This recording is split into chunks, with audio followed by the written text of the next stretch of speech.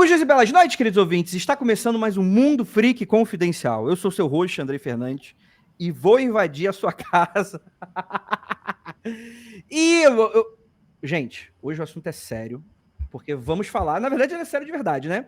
Porque vocês sabem que durante um tempo a gente cobre bem en passant, porque não é exatamente a nossa especialidade, o cenário global, porque eu acho que mais freak que a realidade hoje em dia não tem como, né? Hoje vamos falar sobre, afinal de contas, como que o mundo está se reconfigurando e ele não vai mais ser o mesmo desde algum tempo, né? E para onde ele está caminhando. Temos aqui nosso querido Rafael Jacaúna. Gente, a questão é que agora você vai ter que escolher. Ou você torce para os Estados Unidos, ou para a China, ou para a Rússia, não necessariamente nessa ordem, tá? E já tem gente falando que tá liberado invadir a casa dos outros, mas tá liberado cobrar também, porque ninguém trabalha de graça. Todo mundo sabe, ouvinte do Mundo Freak que já assistiu o filme A Múmia, o grande documentário, sabe que tem que ser igual aquele carinha que tinha todos os badulaques de todos os deuses. E é isso, e aí você fica de boa, porque aí você não se compromete com nada também, né? Eu tenho um amigo, Andrei, que ele mora nos Estados Unidos. Não vou citar o nome dele, mas ele escuta o Mundo Freak às vezes, talvez ele até me mande mensagem depois disso. Lá vem. E do nada, há 2 semanas atrás, ele apagou o Instagram dele, que tinha décadas. Tinha, sei lá, 10 anos de Instagram. E aí fez um novo depois de algumas semanas. Depois de uma semana fez um novo. Parece meu pai. Eu mandei mensagem. Aí ele começou a postar foto, um cachorro, aí postou foto na academia. Aí eu falei, separou? Aí ele falou, claro que eu separei, pô. Tu acha que eu ia fazer um Instagram novo se eu não tivesse separado? Eu falei assim, sei lá, tu tá fugindo do Ice? Eu vou fugir do Ice nada, eu tenho green card. Eu falei assim, vai ter que pedir meu documento para apanho. Então, assim, fica tranquilo. Tá? Gente, só para deixar avisado, não é o Lucas Balaminuti esse amigo, tá? Não é o Lucas Balaminuti. Porque o Lucas é gente boa, ele não é maluco igual esse amigo. Não é o Lucas Balaminuti, pelo amor de Deus. Eu vou mandar um abraço para ele. Qual é o nome do seu amigo, Rafael? Fernando, eu não sei porque que você escuta Mundo Freak, deve ser para se irritar. Um abraço para você, Fernando. Mude. Ele é fã de ufologia, muito fã de ufologia. Entendi. O fã de ufologia vai cair para esse lado aí, não tem como, né? Tem que ser. E temos aqui o nosso especialista em política internacional, nosso queridíssimo Caio Almendra. Aí, meu velho, tudo certo? Tudo certinho. Como é que você tá? Eu tô... Não sei. Eu não sei onde... Eu vou colocar todo o meu dinheiro em Bitcoin. Você recomenda, Caio? Dicas de investimento. Vambora. Em momentos tensos, cara, compra ouro. Ouro, é verdade. Inclusive, brincadeiras à parte, né? É onde que o pessoal vê que a água está entornando, é que você vê o crescimento do valor do ouro, né? Porque ele acaba sendo o investimento mais tradicional que instituições, países, etc., compram. E tu vê, gente, ouro tá disparando, quer dizer que o mundo tá indo pro vinagre. Então, fica aí a dica aí.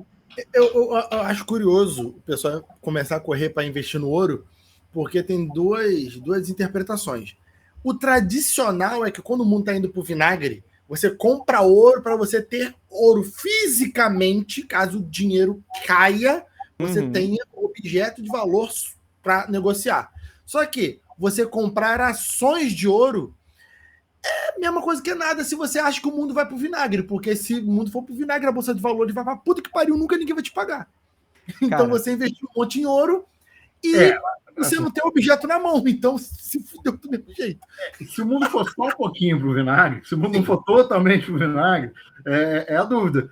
Mas tem como investir em ouro, você recebe um ovinho em casa. Você já viu essa parada? Você recebe um negócio lacradinho a vácuo, um ovinho com médios quilates, diz quanto é o peso e tal, e aí você fica com ouro em casa. O que é muito seguro, né? Mas também é aquilo, né?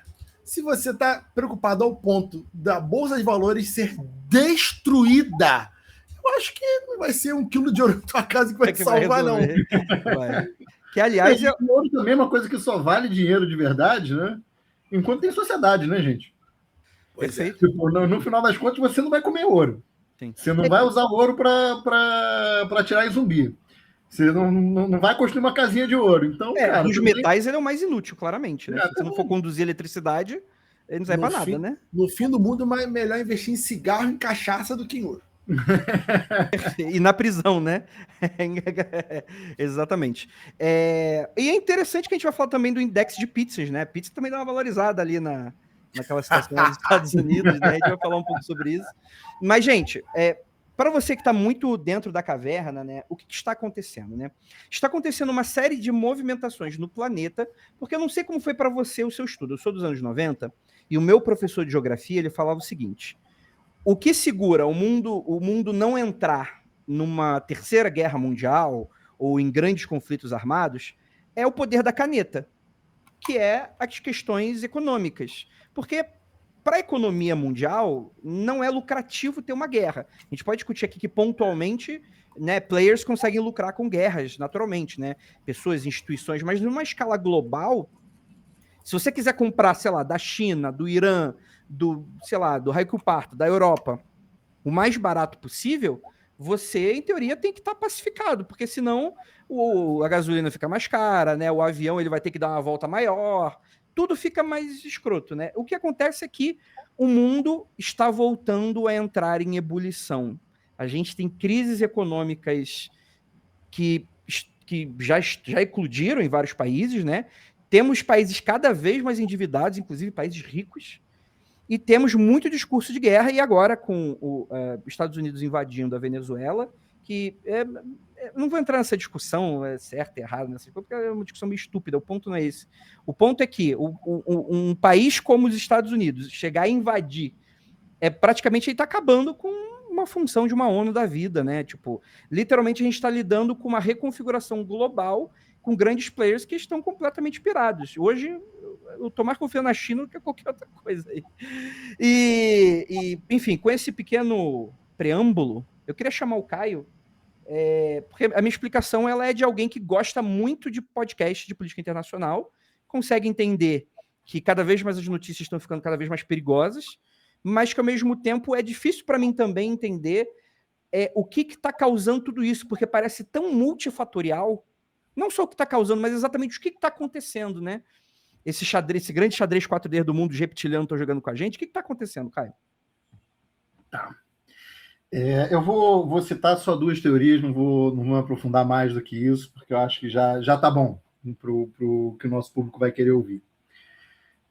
Existe o que é chamado de o primeiro historiador do mundo, o primeiro historiador materialista do mundo, a primeira análise materialista histórica do mundo, foi um sujeito chamado Tucídides, que foi tentar explicar por que a guerra de Troia tinha acontecido. Que é uma guerra que a gente nem sabe como aconteceu, ela é quase mitológica, né? Sim. Tinham até dúvidas se ela tinha de fato acontecido, se existia uma Troia, né? Qual grau e por aí vai, o que significou e por aí vai. E aí ele argumenta o seguinte, centenas de anos depois, você tinha um poder anterior, Troia, que era uma potência marítima, e depois surgiu um poder seguinte, Atenas, também uma potência marítima, porque tinha um estaleiro em Atenas. E aí, quando um poder cresce e destrona o outro, a tendência é existir uma guerra.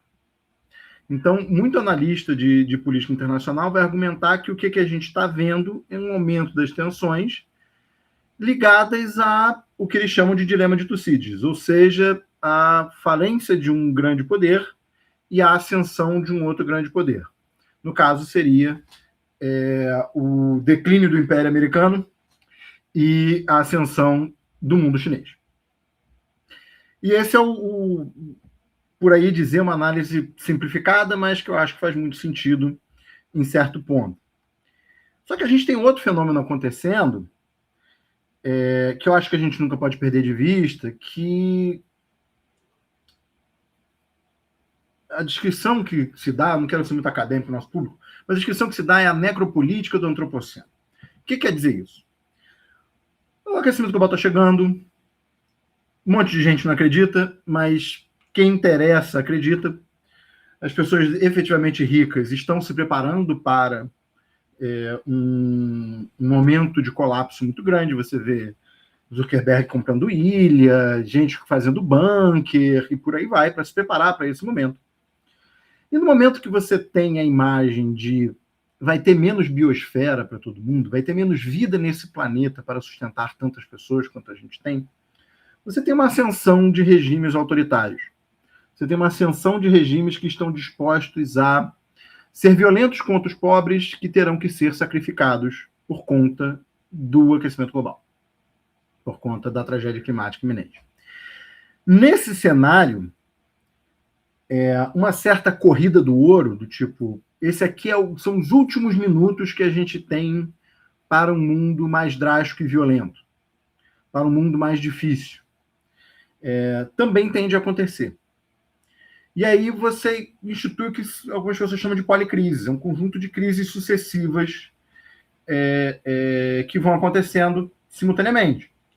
Então, você tem desenvolvimento de tecnologias muito autoritárias, por exemplo, claro, internet, hoje em dia, claro, mas reconhecimento facial, para você ter vigilância eterna de todo mundo, IA, para você ter uma discussão de o que é verdade e o que não é, então você tem uma possibilidade de manipulação de massas muito grandes, IA para você gerenciar a produção sem precisar de ninguém, e por aí vai.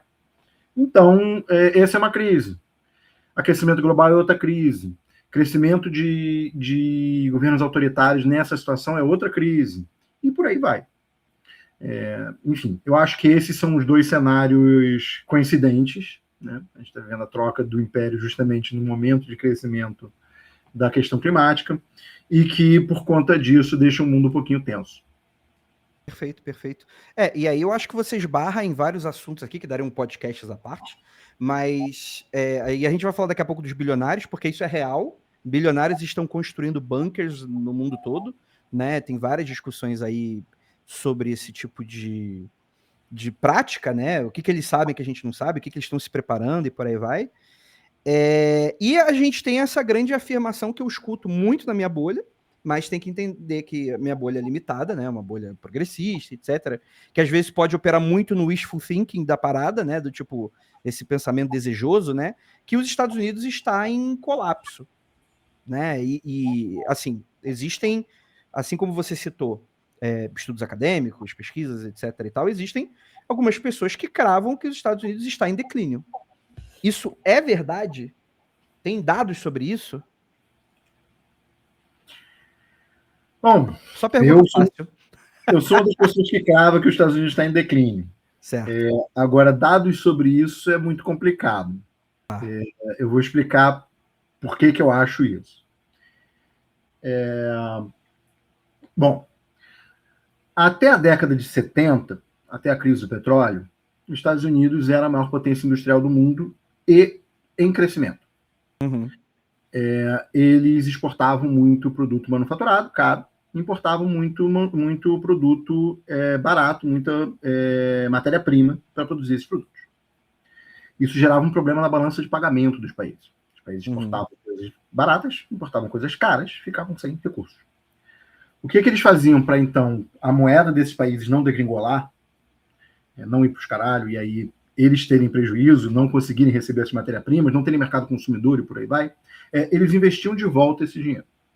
Eles investiam de volta, em especial, nos derrotados da Segunda Guerra Mundial. Então, Alemanha e Japão.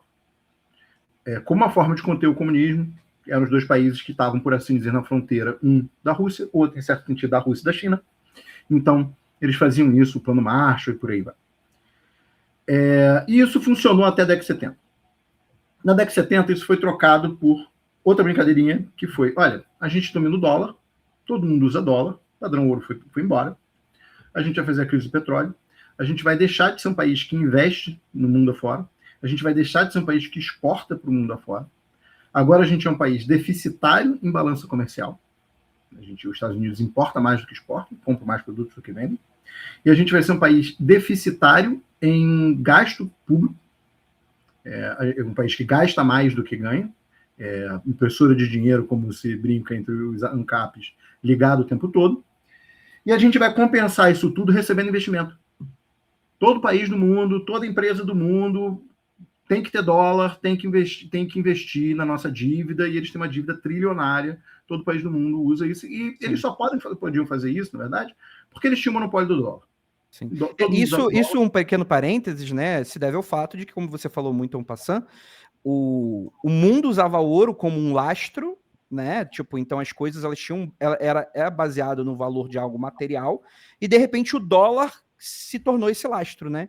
Que foi a grande jogada da década de 70 nos Estados Unidos para fazer o mundo depender dos Estados Unidos. Então hoje, por exemplo, se um país que os Estados Unidos... Foi um pouco antes, a diferença que aconteceu foi que na década de 70 teve a crise do petróleo, então eles passaram a exportar mais do que importar e antes, eles mudaram do dólar para o ouro antes. E aí disseram, não, se preocupe não que a gente não vai fazer besteira. Aí na década de 70 eles começaram a fazer besteira.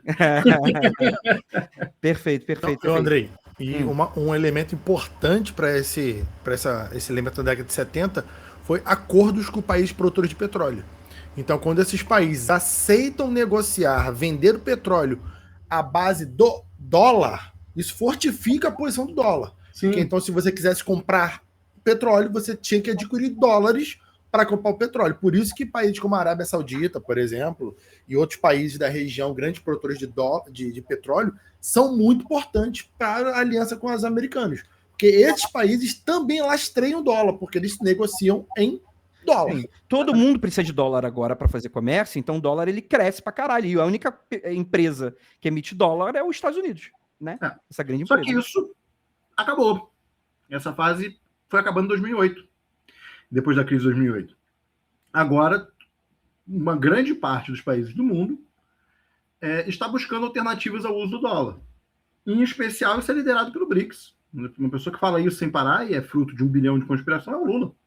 O Lula fala, não, e as pessoas falam, não, vou fazer uma moeda única com China, Índia. Não vai fazer uma moeda única com China, Índia, África do Sul, e Brasil, e Rússia. Não tem isso. O que tem quando o Brasil exportar para a Rússia, a gente não precisa mais comprar dólar para fazer essa exportação. Era uma compra direta. A gente usa uma cesta de moedas, um pouquinho de euro, um pouquinho de iene, um pouquinho disso aqui, a gente cria uma moeda que nada mais é do que um agregado de outras moedas, e a gente para de usar o dólar. Quando isso começa a ser feito em escala global, porque os BRICS hoje em dia já são mais da metade do PIB do mundo, e crescendo, e aumentando o número de países, e por aí vai, e outros países buscam outras formas de fazer a mesma coisa. O euro, por exemplo, já é uma alternativa. Quando tem um comércio intra-Europa, esse comércio intra-Europa é feito em euro, não é feito em dólar. Então, quando você começa a ter várias alternativas ao dólar, esse privilégio exorbitante dos Estados Unidos de poder emitir a moeda do mundo vai caindo de relevância. E uma das pessoas mais chateadas com isso é o Trump. Quando o Trump foi falar de tarifa, o argumento que todo mundo comentou aqui, na baixa política e tal, era o Jair Bolsonaro. Convenhamos que, na cabeça do Trump, o Jair Bolsonaro é a 25ª preocupação, se tanto. Talvez a 15ª. O que ele falava, no fundo, ali, de vez em quando, a gente esquecia de ler, muitas vezes, era, não, o Brasil vai fazer uma coisa muito ruim aí com esse negócio de usar dólar. E foi um tema do iniciozinho desse novo governo Lula, foi esse tema. Eu vou parar de usar dólar. Vai fazer uma moeda dos BRICS, não tem como acontecer. Não é nem isso que ele está falando. Aí depois o Trump foi reagindo. Então, o que a gente tem, no final das contas, é esse declínio do uso do dólar. Então, esse é um declínio que existe, né? Sim, esse existe. Outro declínio que eu não acho irrelevante é o seguinte, cara. O Império não vive na porrada só. Um poderio militar não é só na porrada. Não é só do tipo, eu tenho maior... É importante pra caralho. Mas você só consegue se manter como império quando existe muita gente que não está nem disposta a discutir resistir a você. É o que se chama de soft power. É o convencimento de que o seu lado é o certo, por isso as pessoas aderem de boa. E o soft power americano está sendo perdido. E não é só do tipo, o Trump faz merda, fala besteira, todo mundo fica com raiva. Isso é uma coisa. Mas o Trump daqui a pouco sai do governo, mesmo que ele se mantenha, mesmo que ele faça um terceiro mandato, e uma hora, ele já está com os 80 anos, uma hora o governo dele acaba. A preocupação é, amanhã esses caras vão eleger outro Trump, cara. Que merda, que saco. E do tipo, não tem uma burguesia americana para dizer assim, Trump, para com isso, tá pentelhando ali meus negócios ali no outro país ali, que saco. Também não acontece. E você está vendo vários momentos que países aliados dos Estados Unidos estão fazendo coisas que a rigor o governo americano da hora não quer. Um caso foi essa tentativa de golpe na Coreia do Sul. O país está lá, governo de centro-direita, de direita, na verdade, Não estava fazendo, não acontecendo nada demais, tem uma denúnciazinha de corrupção, porra, tu me mete um golpe, porra, do lado de um inimigo histórico que a gente tem, cheio de bomba nuclear, que confusão do caralho que você fez. O Biden era contra, todo mundo era contra, o presidente sul-coreano fez mesmo assim e agora foi preso por isso. Mas é um exemplo clássico de, pô, tô perdendo o controle. As pessoas estão fazendo um conjunto de coisas que não são aquilo que eu quero imediato. E aí piora quando o Trump faz coisas do tipo, eu quero a Groenlândia, que é uma das coisas que a Europa... Tipo, a Venezuela é um cachorro morto, né? É muito fácil bater na Venezuela. Cara, a Venezuela acabou até com aliados históricos, com alianças históricas, pô, PT, Lula, etc e tal, virou as costas, porque, porra, a última foi foda, né? Então, vamos dizer assim, é uma causa perdida ficar nessa discussão se vale ou se não vale. É claro que o Trump não pode simplesmente invadir um outro país, mas é fácil invadir quando ninguém gosta. Agora, uma Groenlândia... Digamos que a Venezuela e o Irã são dois países que os Estados Unidos estão cometendo absurdos contra. Ninguém vai discutir o que é moralmente correto você invadir, matar 80 pessoas, sequestrar o cara e depois dizer, não, eu tinha sequestrado por conta de drogas. Aí na hora de processar o cara, não tem droga nenhuma. Mas pelo menos a narrativa meio que, tipo, guerra ao terror, etc. Sim. Mas Groenlândia, tipo, então tu vê que claramente não... Eram países muito malditos, né? Eram países com muita propaganda negativa.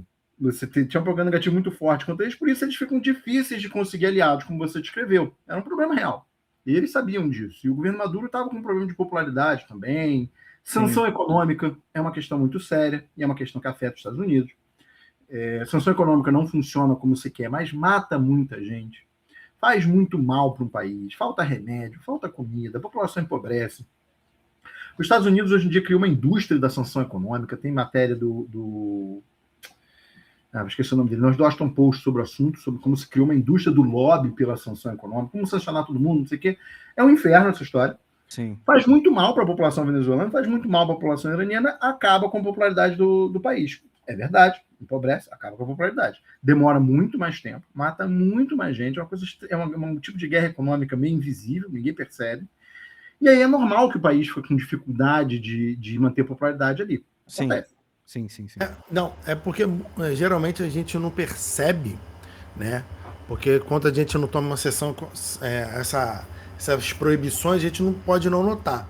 Mas lembre-se da pandemia. Lembre de que a produção mundial ela é tão dependente uma da outra, que quando os outros países param de poder vender para você, você acaba não tendo produtos muitas vezes básicos no seu país, que muitas vezes a gente se pergunta, caramba, como esse país aqui não máscara, produz isso? Lembra da máscara? Que não chegou uma época que não tinha mais. Tinha países, sei lá, a Austrália acabou com papel higiênico, porque tudo era importado, é um negócio simples. Né? O Brasil é muito grande, então se produz muitas coisas no Brasil. Uma coisa que eu estava falando de países menores, com a indústria, o mercado mais reduzido, esses países compram coisas muito básicas, né? Muitas vezes, desde um insumo de remédio até, sei lá, porque seringas, no mundo antigo, né? O mundo que a gente está deixando de ser, o país não precisava produzir tudo. Você comprava, você produzia aquilo que dava mais dinheiro, você comprava às vezes um básico e você não precisava industrializar para aquilo, porque às vezes era uma coisa muito do tipo, porra, mano, tem uma China ali que eu vou comprar máscara. Porque se eu produzir aqui, porra, para chegar nesse preço, tá falando, compra logo da China direto, né? E esse mundo tá deixando de existir, né? Justamente. Essa é o que muita gente critica com razão o argumento americano hoje. Caraca, esqueci o seu nome agora. Como você disse. Caio. Como Caio disse. Os Estados Unidos assumiu o risco de não vamos ser industrializados, vamos comprar barato para a nossa população aproveitar que a nossa moeda é muito mais forte e aqui a galera torrar dinheiro porque vai ser tudo muito barato nos Estados Unidos. E aí hoje que esse preço, esse ônus está chegando forte, né? Industrialização, pouca produção interna de vários produtos muito simples, inclusive a queda de emprego passa por isso. Os Estados Unidos falou, então, não gosto mais desse jogo, vou virar o tabuleiro. Ué, você fez o tabuleiro, você montou o tabuleiro, você mandou todo mundo te obedecer, agora que tá assim, beleza, e você falou, não quero mais. E aí tu chuta o tabuleiro. Sim. E convenhamos também que é um certo remorso do comprador, como se diz. Os Estados Unidos passou todo o seu polo industrial, tudo não. Uma grande parte do seu polo industrial, desde a década de 90, para a China. para os tigres asiáticos, e por aí vai. A mão de obra deles é barata, eles produzem mais barato, a gente compra mais barato, maravilha. Só que, como você disse, tem um problema aí, né, cara? Beleza, a gente compra mais barato. E o emprego vai para lá. Então a gente compra mais barato tendo menos dinheiro. Já a gente conseguiu compensar isso em parte, porque sendo eles os gerentes das finanças do mundo, sendo o lugar onde tem todos os contratos, todas as sedes de empresa, a bolsa de valores, não sei o quê, existe uma certa classe gerencial muito abastada nos Estados Unidos. Só que o fosso entre essa classe gerencial e o cidadão comum americano explodiu. As pessoas... não é só latino e negro que são pobres lá. Existe uma grande massa de white trash, como eles dizem, de pessoas brancas pobres. Aquele filme lá do J.D. Vance, da vida da mãe dele, que era uma dessas pessoas, e por aí vai, mãe, avó, e por aí vai. Isso explodiu. E isso está um pouco também por parte na história de quem votou quem foi o tronco da base de apoio do Trump. Era gente que, em sendo branco, achava que sempre ia ter condição de comprar coisas, sempre ia ter comida, sempre ia ter tudo. Começou a ficar muito desempregada. Nos Estados Unidos você tem essa coisa das coisas serem baratas, mas também tem uma brincadeira que foi acontecendo, um processo, se chama walmartização. Algumas pessoas chamam de walmartização. Que você vai comprando mais barato, mas você vai perdendo a qualidade de consumo. Então, você compra atacado, pizza congelada, produtos cada vez maiores, com cada vez menos mão de obra na logística, com cada vez menos mão de obra na venda. Você passa barra de chocolate com menos cacau, né? Eu acho que todo mundo sente isso no mercado, né? Foda. Todo mundo sente isso no mercado e é isso, assim, tipo, é um produto que dura menos tempo e atacado mesmo, cara. Os Estados Unidos é um lugar onde você compra comida em balde. De fato, alguns tipos de comida você compra como consumidor final, você vai no atacado e compra um balde de comida de sei lá o quê, sabe? De algum tipo de coisa que você come. Então, isso também foi tendo um impacto. Assim, houve um empobrecimento da população e uma população empobrecendo assim se radicaliza. E no caso específico dos Estados Unidos, como um país que não tem esquerda, não tem uma esquerda socialista ou social-democrata, cada vez menor e muito urbana e por aí vai, essas pessoas se radicalizaram pela direita. Nós somos contra o sistema pela direita. E aí tem uma questão racial e por aí vai. Então isso aí fortaleceu ainda por cima um crescimento de um governo de extrema-direita. O manual do fascismo, né? Uma boa forma de criar um fascismo foi esse processo todo. Uma boa fórmulazinha de se chegar nesse ponto. Sim. Tem aquela coisa, né? É igual herpes, né? A crise econômica e tá aí de volta, né? É um pouco dessa parada e tal, né? Pô, tá, e aí a gente tem esses pontos que eles estão a olhos vistos, né? A gente tem uma China cada vez maior, e a leitura que eu vejo o pessoal fazer é que, eventualmente, a China vai passar economicamente os Estados Unidos, se já não passaram, né? Mas, por enquanto, se passaram, né? Deve estar leve ainda. E o Trump acionou meio que uma espécie de freio de mão do tipo, já que eu não posso ganhar a brincadeira, eu vou pegar a bola e eu vou tentar subir pro prédio, pro meu apartamento de volta, etc e tal. Só que aí muita gente fica questionando, acho que um pouco com razão, por exemplo, essa política de taxação, né? Taxa não sei quanto, 100%, nananana, porque em teoria isso é muito ruim para os Estados Unidos, né? E aí começam essas discussões meio que para algumas pessoas eu acho que eu concordo com algumas leituras, outras eu sinto que parece um grande xadrez 4D, do tipo, não, Trump com certeza sabe de coisas e nananã, e o ET de Varginha. Andrei, Vale. me mandaram mensagem recentemente falando que o Trump, assim como o Putin e o Trump, tinham um plano de aumentar a quantidade de armas no mundo, dos países entrarem numa corrida armamentista, que ele sabe que em 2027 vai vir ataque alienígena.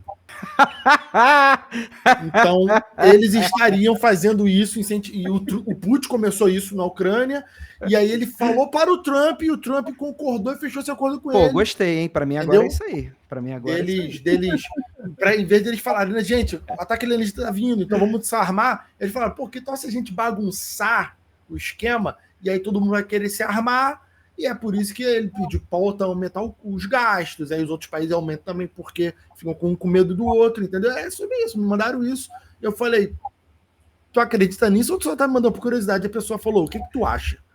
Eu falei, O que tu acha é foda, né? Depois, porra. Razão. Tá certo. Tá certo, né? Então, mas eu acho que quando a gente coloca isso dessa forma, né? Soa meio apocalíptico, né? Não a parte dos alienígenas, essa parte é só maluquice. Mas soa meio apocalíptico.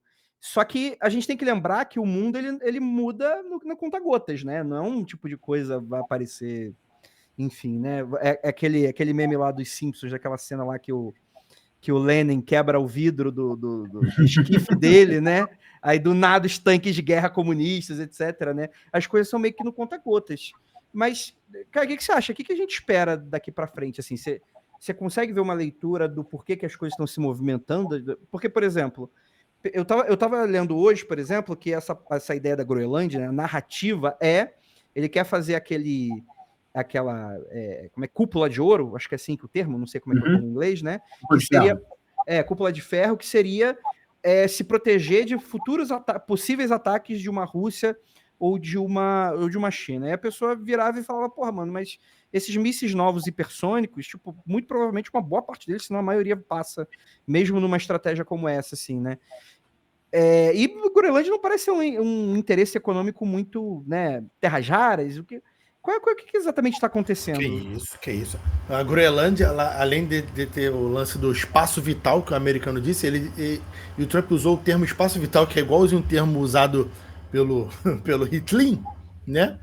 Que lá tem, além das terras raras, provavelmente tem muito petróleo e tem território. Então ele pode posicionar bases militares, pode colocar lançadores de mísseis que ficam muito mais próximos da Rússia. Então existe uma série de motivos estratégicos e financeiros, porque os Estados Unidos hoje dependem extremamente das terras raras que vêm da China e do que ele consegue comprar de outros lugares. Então, supostamente, ele conseguiria ter uma produção própria. O lance que o Trump esquece, e muita gente esquece disso, que para criar-se uma planta de produção desse tipo de recurso, demora, no rápido, uns 4, 5 anos. No rápido, assim. Se investir muito dinheiro e muita gente, 4, 5 anos. Né? A média, geralmente, disso demora 8, 10 anos. Então, seria um investimento para futuro. Mas ele alega muitas coisas, entre elas a defesa, que faz parte do sentido, mas não é todo ele, né, Caio?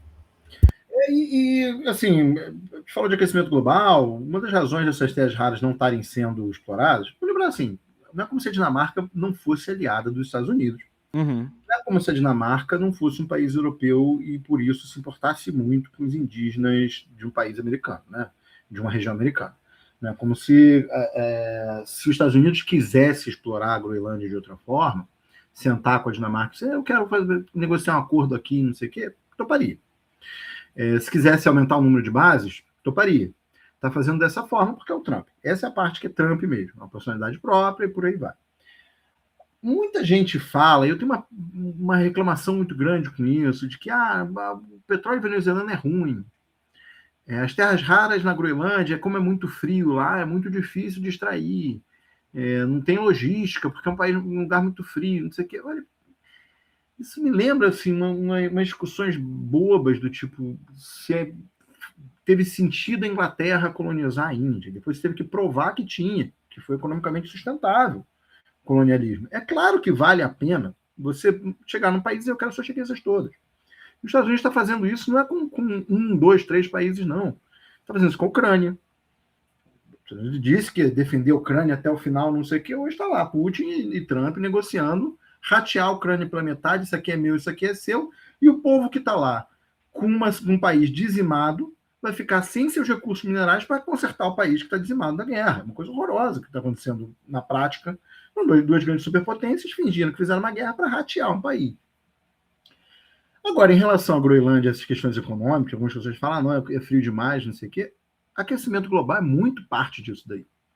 A Groenlândia está ficando mais sustentável porque a Groenlândia degelou em quantidades catastróficas nos últimos 5 anos. Tinha uma época, eu não lembro o número exato, mas tinha uma época que eu li um cara, e eu acho que é interessante para o nosso público falar disso.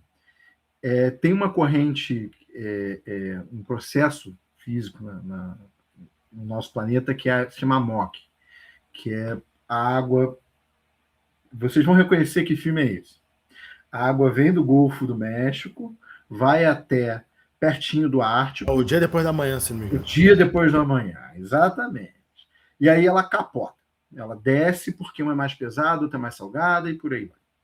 Eu acompanhava um cientista climático que comentou que isso estava acontecendo, que o processo de parada da AMOC não ia acontecer o que aconteceu no dia depois de manhã, pelo contrário, mas ia diminuir o número de chuvas na Amazônia, ia tornar o clima europeu mais inconsistente, por aí vai. Porque ele estava dizendo, olha, a quantidade de gelo que está saindo da Groenlândia, lembrando que a Groenlândia se chamaria Islândia, e a Islândia se chamaria Groenlândia, ou seja, a terra onde tem gelo de verdade é a Groenlândia, na Islândia tem verde, trocaram os nomes, tem uma versão de que trocaram os nomes para enganar os piratas, para enganar os mercadores, os piratas, não sei o quê, blá blá blá. O lugar está ficando mais habitável. E não é tão diferente assim da história do Trump com o Canadá.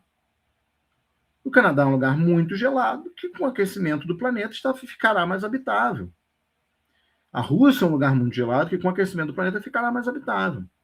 No hemisfério sul não existem regiões assim. A Argentina é o que deve ter mais espaço de gelo e por aí vai, mas o continente afina lá, né? Ele fica menorzinho ali. Então, você ter um interesse renovado por colonizar essas terras tem sentido nesse momento. Tem sentido. Justamente esses catastrofistas que estão fazendo bunker e por aí vai, podem olhar a geopolítica internacional e pensar, não, o que a gente vai fazer? Bunker é bom, mas se mudar para o Canadá, se mudar lá para cima da Groenlândia, botar umas bases militares, talvez seja a única chance de a gente sobreviver de verdade. Então, tem sentido. Mas simplesmente tem esse barateamento da exploração das coisas e tem um outro barateamento que ele tem falado também muito abertamente. E no primeiro governo dele, o Pompeu falou também. O Ártico está degelando em grande quantidade, por isso está cada vez mais fácil atravessar o Ártico de barco. Rotas marítimas que atravessam o Ártico são muito mais perto. Você leva da Europa para o Canadá muito mais rápido, você leva da Rússia muito mais rápido, é muito mais curto. Só que era muito inóspito. Agora você já está conseguindo fazer essa viagem sem nem navio quebra-gelo no inverno no verão e com um navio quebra-gelo no inverno. Ou seja, a rota do Ártico pode acontecer o ano todo e ser mais barato. Se alguém não sabe o que é um navio quebra-gelo, é uma experiência ver um vídeo com um navio quebra-gelo. Já viu, André? Já. É muito doido, né? Deve ser muito doido pilotar um negócio daquele. É basicamente uma lancha que sobe uma rampa, cai no gelo, e aí no que ela cai, ela quebra o gelo para o naviozão passar. Então fica um navio pulando e caindo, para quebrar o gelo, para o navio grande passar atrás.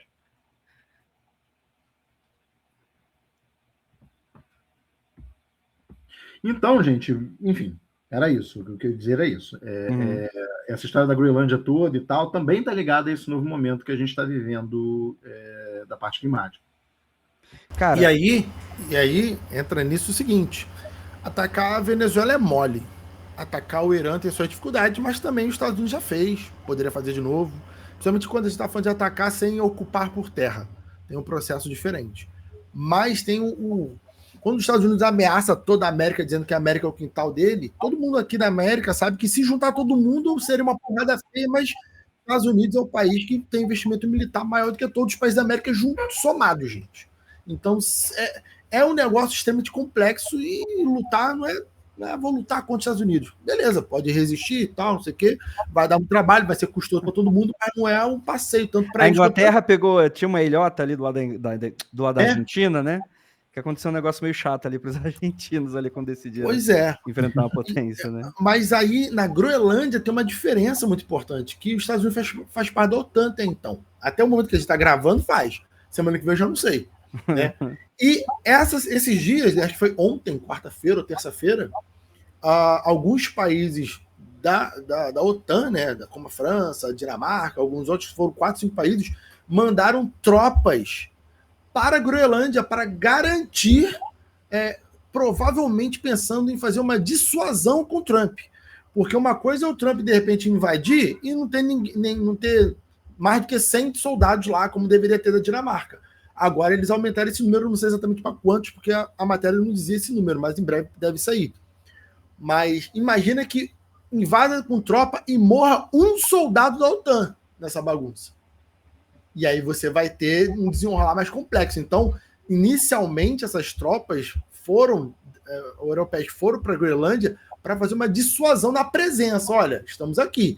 Se vier, vai ter tiro. E se tiver tiro, meu irmão, Pô, mas o negócio pode escalar, né? Será que os caras vão enfrentar os homens? Mas esse é o ponto. Esse é o ponto. É tudo um truco.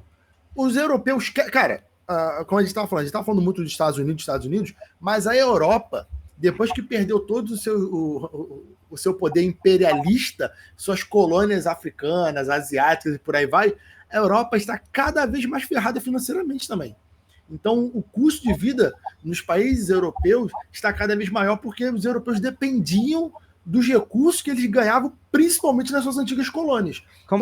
Rafael, você está falando que países ricos são ricos porque eles colonizam outros países e roubam seus recursos? Aí você tá, é tipo quando a gente vive com o pai e com a mãe e você tem um emprego, aí tu ganha um salário mínimo, mas quem paga toda a conta de casa, quem compra comida, é tua mãe e teu pai. Aí tu fala, nossa, o meu salário rende tanto, eu faço tudo. Aí um dia tu fala, vou morar fora. Aí quando você mora fora, tu aprende que tudo que tu gasta em casa deve ser do seu bolso. Aí rapidamente teu salário não dá mais. Era isso que acontecia. Então os países europeus tinham dinheiro sobrando para ter um nível de vida adequado para a população e tal. Não, porque mas é que eu ouvi falar que é o comunismo com os muçulmanos e os imigrantes que estão fazendo a economia ruir. Não era isso? Isso aí é um bom argumento da extrema-direita. Não, essa galera aqui, a nossa vida melhora, porque eles estão comendo nossos recursos. Na verdade, é porque o país como França, por exemplo, perderam recentemente.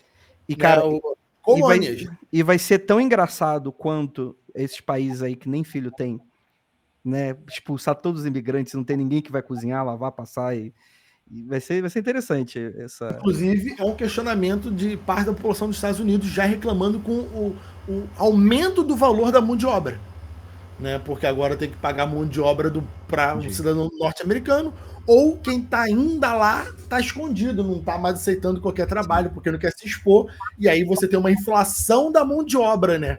E aí você tem um problema generalizado. Eu, como um jardineiro latino, né? Tem uma estabilidade, né? Tem uns condados muito ricos nos Estados Unidos que estão extremamente contra o ICE, e não exatamente porque ficou mais caro, mas é porque, o cara não veio. Meu jardineiro não veio, meu jardineiro foi pego pelo ICE, tive que contratar outro. Olha que trabalho chato, ter que contratar outro jardineiro aqui para minha mansão, não sei o quê. Perdi, sabe? Umas coisas assim, nesse nível, do tipo... alguns dos condados mais ricos dos Estados Unidos estão chateados porque a mão de obra ficou instável. Não é a gente reclamando do salário da doméstica. Cara, que tem isso também, né? E eu fico imaginando que, assim, a Europa está nesse processo, Estados Unidos está nesse processo, eventualmente, talvez, os países asiáticos eles são um pouco mais resistentes aos processos migratórios, né? O Japão nem se fala, mas a China provavelmente também deve entrar, começar a puxar gente e tal, porque, gente, a gente está lidando com um mundo em que a economia, em teoria, precisa crescer para não ter crise, né? E vai crescer para onde, né? De quando, né? E é complicado, assim, porque tudo parece muito conspiratório quando a gente para analisar essas coisas necropolíticas, etc e tal, mas daqui a pouco eu tô até começando a acreditar que realmente os pessoas estão fazendo guerra só para diminuir a quantidade de gente no mundo e recolonizar a parada toda, né? Tipo, não sei. Eu acho que controle da população indesejável é parte relevante da ideia de guerra. Desde sempre. Você poder... Tem um caso na América, né? Na América Central, que é a Guerra do Futebol. Sabe desse caso? Não, esse eu não conheço. A Guerra do Futebol foi uma disputa entre dois países fronteiriços. Ele é chamado de Guerra do Futebol porque os dois países estavam numa tensão significativa quando teve o jogo El Salvador e Honduras. E aí começou uma briga de torcida e por aí vai, e isso escalou tensões e aí começou uma guerra. Caralho. Morreram 5.000 pessoas, mas as tensões já existiam antes, né? O estopim da guerra, a morte do príncipe Ferdinando, foi uma partida de futebol entre os dois países. Caraca, bicho. Gente, tem que acabar com esse Vasco e Flamengo aí, porque vai dar ruim aí. E aí a história dele era um país está exportando migrantes para o outro por conta de questão agrária, por conta de concentração de terra, ausência de reforma agrária. Os dois países, inclusive, já eram governados pela direita, não tinha nada de esquerda nenhuma na história. E teve uma guerra justamente porque, olha, você não está controlando o seu contingente de camponeses pobres direito. Você tem que parar de mandar migrantes para cá, porque eu quero que você controle o seu contingente de gente pobre. E esse é um caso muito emblemático, muito próximo, né? Morrer 5.000 pessoas depois de uma partida de futebol por conta disso. Mas essa ideia de que, às vezes, você faz guerra para evitar que o povo do outro, o pobre do outro, e por aí vai, mantém seu povo encurralado ali, é comum, é um fato da história do mundo. E, em certo sentido, algum desses elementos estava presente nas duas grandes guerras, por exemplo. Você ter uma preocupação com migração e por aí vai, com componente étnico dos países e por aí vai, era relevante. O que não apaga o fato de que um país que aceita imigrantes acaba sendo um país mais forte economicamente, acaba sendo um país mais forte cientificamente, acaba sendo um país mais forte industrialmente. O processo de migração, de receber novas pessoas para um país, acaba sendo um processo muito positivo para o país que recebe. Os Estados Unidos foi um país com esse fenômeno até muito recentemente. Tem um discurso do Reagan, olha só, em que ele comenta assim, a força do país e a força dos Estados Unidos é porque qualquer um pode vir para cá e se tornar americano. Você não pode ir para a França se tornar francês, você não pode ir para o Japão se tornar japonês, você pode vir para o americano e se tornar americano. E essa seria a força do país. E isso também pode ser dito de outros impérios ao longo da história. Assim, o Império Mongol recebia um grande influxo da inteligência dos outros países. A corte dos cães era uma corte muito diversa culturalmente. Ou então, se você for pegar o Império Romano também. O Império Todo Romano, império, né? A quantidade de indiano hoje na Inglaterra, eu acho que é um pouco também disso, né? Esse é o processo de volta. Que você invadiu meu país, você destruiu meu país está dizimado, para onde é que eu vou? Uma boa parte da elite do país volta vai para a metrópole. Acontece com os Estados Unidos. A história, o MS-13, que o Trump tanto odeia e tal, ele é feito por salvadorenhos e tal, mas ele foi criado nos Estados Unidos, na Califórnia. Fruto de quê? De gente que fugiu para os Estados Unidos da guerra civil que os Estados Unidos criou em El Salvador. Complicadíssimo, né? Um elemento curioso desse que o Caio disse sobre os bilionários estarem fazendo bunkers e tal, é que eu fui ver um vídeo um documentário norte-americano falando sobre isso, e existia uma preocupação muito, muito primeira, que era como controlar os funcionários no bunker no fim do mundo. Cara, isso é maravilhoso. Deixa eu introduzir isso aqui, Rafael. Porque o que acontece? Gente, pelo amor de Deus, os bilionários estão construindo bunkers. Imagina um bunker clássico. Você tem uma região isolada, talvez escavado, você tem aquele bunker que está isolado de tudo. Sobrevive a gente tentando invadir, sobrevive a um ataque nuclear, sobrevive a uma guerra, sobrevive a qualquer coisa. Aí você vai criar e esse bunker ele tem que sobreviver durante vários anos, então ele tem que ser meio que autossustentável, né? Então você pensa em toda a estrutura tecnológica. Só que existe um problema muito interessante, que é o seguinte: gente rica quer ser servida. E qual o problema disso tudo? Significa que quando acontecer toda a merda e a pessoa se enfiar dentro do bunker, ele precisa de trabalhadores dentro do bunker. Só que num cenário em que o mundo acabou, ou está acabando, e você está lá isolado, você, que é um bilionário, e essa galera toda que cozinha, que lava, que passa para você, qual é a diferença entre você e eles? O que garante que esses caras não vão simplesmente assumir o controle e te matar e te transformar? Não existe nada. E essa era a grande dúvida, uma espécie de contradição de o que fazer. Como é que você convence? Porque, em teoria, dinheiro não funciona. Tipo, o bunker é todo mundo a partir de agora, né? O que faz você ter poder sobre aquelas pessoas que não o dinheiro? Isso é muito interessante. Eu tenho uma teoria. Vamos embora. Vocês viram um pouco tempo atrás um vídeo de um robô doméstico? Sim. Que faz tarefa doméstica? Sim. Que, teoricamente, ele ia aprender com IA como fazer as tarefas sem ter um controlador, mas hoje ele tinha um controlador remoto? Caraca. Então, eu trabalho com IA. Eu acho muito difícil que um robô desse aprenda, de fato, todas as coisas que necessita para fazer esse tipo de tarefa com IA. Você consegue ter tarefa doméstica e por aí vai, com alguma estandarização, customização. Uhum. Mas o grau de estandarização ainda é muito grande. Então, essa ideia de que ele vai servir como... Talvez nunca. E aí, qual é a questão?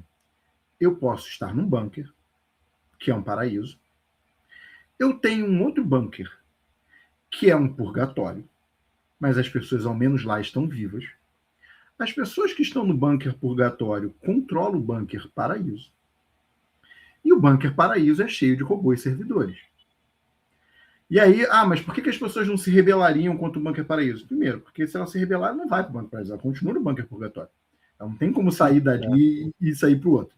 Depois, se eu matar meu chefe só porque eu estou com raiva, ele pode apertar um botão e me desligar antes de eu matar. Ele desliga o trabalhador. Então, no final das contas, quando eu olhei aquilo ali, tudo bem, não precisamos chegar ao ápice do bunker. O que eu vi naquilo ali foi, eu tenho um trabalhador doméstico que é impossível de se rebelar. Esse aqui nunca vai fazer uma revolução haitiana e matar os donos da senzala. E matar o senhor na Casa Grande. Esse aqui não consegue se rebelar. Ele está à distância, quilômetro de distância, conectado pela internet, eu desligo ele no botão, e se ele fizer isso ainda por cima, tentar, eu desligo ele antes que ele consiga, ele é demitido e é expulso do bunker purgatório. Então, essa possibilidade, infelizmente, já foi construída e talvez calculada. É aquele filme lá, Elysium, né? Elysium. Wagner Moura, né? Mas, cara, isso aí é o cerne da ficção científica, né? A gente tá caminhando. O Bad Ending a gente está sendo escrito por Philip K. Dick ou qualquer desses derivados aí. Então, e se o grande investimento de IA, além de para todos as coisas que a gente possa imaginar ou não, é justamente para em poucos anos terem trabalhadores autônomos para servirem dentro dos bunkers. Porque os bilionários já estão assim, cara, que eu preciso do robô de IA, porque eu tenho que ter, no mínimo, seguranças de IA. Porque eles vão obrigar os trabalhadores humanos a me obedecer. Porque eles não vão ser eles não vão ser corruptíveis, né? Então é sobre isso também, sabe? Como você disse, né? Qual é a graça do bilionário existir se ele não mandar nos outros, não for servido, não for paparicado? Pô, os caras estão fazendo bunker, que é um prédio dentro do chão. Pô. Não é um negócio para sobreviver em tempos difíceis, é um negócio para viver em alta classe em tempos difíceis, né? Então, com estoques gigantes de comida, à vontade, com piscina. Cara, eu vi um bunker nos Estados Unidos que era um silo de mísseis. Meu irmão, tinha um andar inteiro que era uma piscina praticamente olímpica, só que no estilão bonitão, com cachoeira, com pedras ornamentais, um negócio alto luxo. Se você não soubesse que aquilo está dentro do chão, você ia achar que é um parque aquático. Será que não são as cidades subterrâneas dos Estados Unidos que o Monark sempre falou? Ele estava alertando a gente? É isso? Será que o Monark ele sabe de tudo? Tem um a mais nessa história que a gente falou sobre o interesse dos Estados Unidos no Canadá e na Groenlândia e tal. Na Groenlândia menos, no Canadá muito. Tem muita gente vivendo debaixo da terra, né? Você tem lugares frios demais, as pessoas vivem debaixo da terra, e você tem um país que faz muita mineração. E não é mineração a céu aberto, é mineração subterrânea. E aí você tem os bunkers prontos, por assim dizer. Alguns já têm, como as pessoas passam meses debaixo da terra fazendo esses trabalhos e por aí vai, Alguns já tem quadra de tênis, já tem piscina, já tem lugar para viver, centro de convivência, e por aí vai. Você só falta transformar isso numa cidade ao invés de uma mina. Uma hora, né? A mina deixa de ter sentido e por aí vai. E eu falei que para ser empregado é difícil de acontecer, demora, talvez não se chegue, por aí vai. Mas sistema de alvo via já é um tema bastante discutido. Já é um sistema já bastante evoluído. Você teve, há um tempo atrás, você teve uma notícia que era bastante engraçada, que é um sistema de alvo, e o jogo era simplesmente você tentar não ser tagueado por ele. Não atirava em você, mas se ele ficasse muito tempo mirando em você, ele te tagueava, você tinha perdido. E aí o exército americano botou uns soldados lá para tentar evitar que o negócio pegasse, e conseguiu. Porque eles reconheciam você a partir de andar. Então, esses soldados perceberam que se você ficasse dando cambalhota, se você colocasse E é engraçado que a brincadeira era chamada de Metal Gear. Se você colocar uma caixa de papelão em cima de você e andar com a caixa de papelão, não sei o quê, ele não te reconhecia. Cara, Kojima gênio, hein? Olha aí. Gênio. Mas isso aí já faz muitos anos, gente. De lá para cá, esse sistema de aquisição de alvo utilizando inteligência artificial chegou a um nível bastante grande. E é curioso isso estar sendo evoluído. Porque a ideia talvez seja uma ideia de controle de fronteira com arma automática. É uma coisa meio Team Fortress. Assim, você tem uma torre ali que atira qualquer coisa que se mexa. Caraca, hein? Eu acho que o objetivo desse episódio vai ser deixar todo mundo com a energia lá em cima, né? Caraca, bicho. E o pessoal Mas aí entra sempre que eu pergunto: a que custo você quer viver no fim do mundo? O mundo foi pro vinagre, sei lá. A Groenlândia tá derretendo, o Polo Sul tá derretendo, aumentou em 1,5 metro o litoral. O mundo tá acabando. Tu quer viver mesmo? Eu sei que ele vai lutar para viver até o último dia, porque faz parte da gente. Mas você quer realmente pagar para morar num bunker?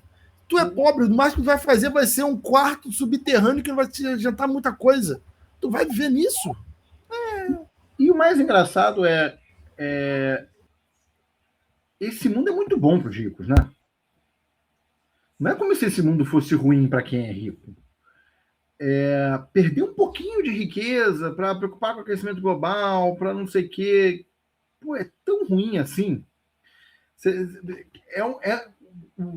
O tema disso tudo que a gente está falando é uma certa radicalização das elites contra os pobres. Uma que é ideológica, que não é do tipo racional e vai ser melhor para eles e tal. Não, gente, talvez um impostozinho ali sobre os mais ricos para plantar árvore e substituir gasolina por carro elétrico e botar uns metrô. Sim. E por aí vai, e evitar que essas merdas acontecessem, fosse melhor para quem está construindo bunker. Provavelmente é mais barato construir bunker, né? Convenhamos que esses bunkers são luxuosos e caros demais de serem construídos. Sim. Para ser mais barato do que... Claro.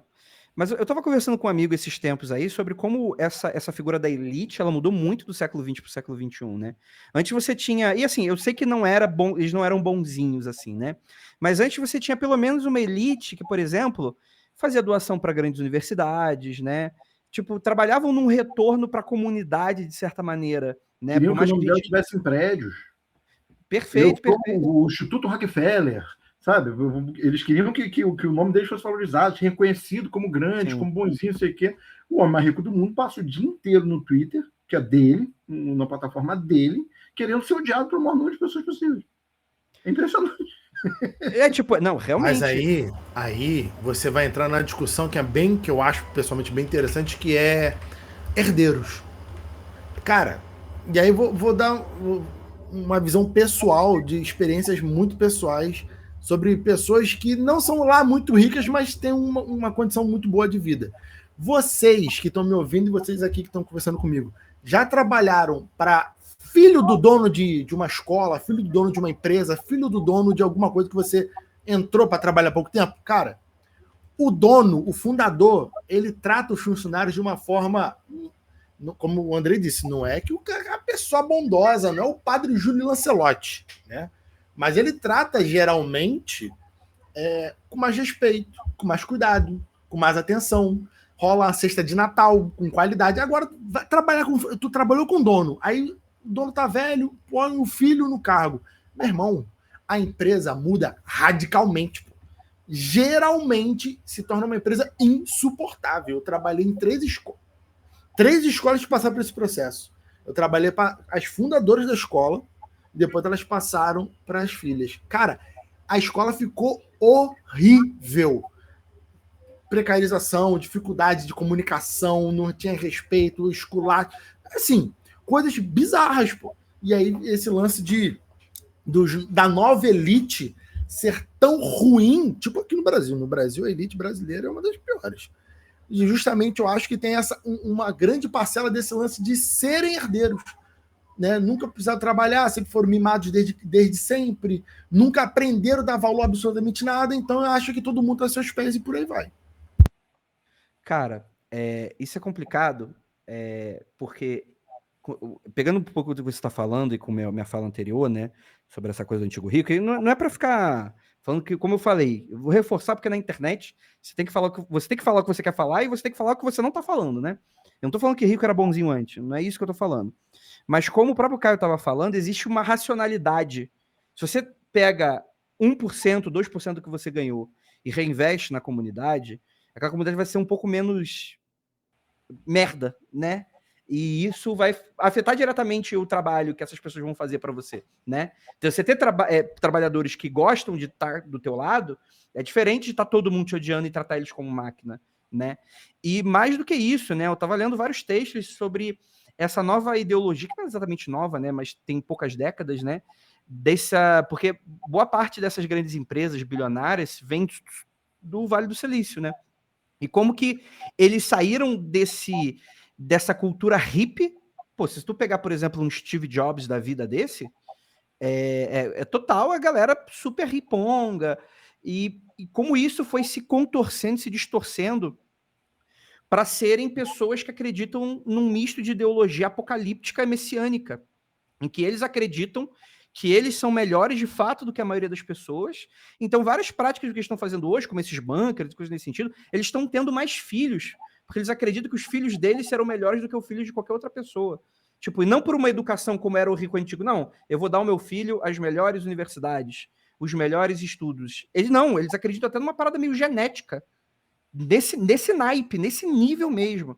Então, quando você vê a galera defendendo bilionário, gente, entendam que pela primeira vez em muito tempo, esse lance de estarem com a arma na nossa cabeça já está indo para o literal já tem algum tempo. Não é só simbólico só. Do tipo, o cara manda a polícia para garantir os recursos e impedir uma revolução, se funciona ou se não funciona. A gente está falando sobre alguém que literalmente te odeia.